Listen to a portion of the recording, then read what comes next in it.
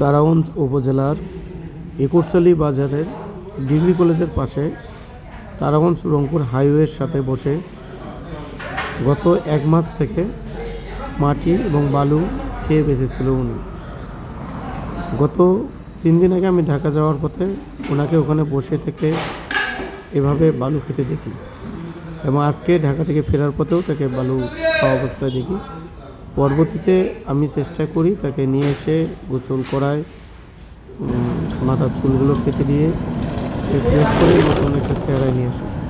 আপনারা যদি কেউ ওনাকে চিনে থাকেন অবশ্যই যোগাযোগ করবেন। তারাগঞ্জ গরুহাটিতে ওনাকে আজকে আমি রেখে দিলাম। ছবিতে দেখতে পাচ্ছেন যে ওনার চেহারাটা কত সুন্দর হয়ে গেছে। উনি আসলেই একটা সুন্দর মানুষ। ওনাকে কেউ চিনে থাকলে আমার সঙ্গে অবশ্যই যোগাযোগ করবেন। রংপুর জেলা, তারাগঞ্জ উপজেলা।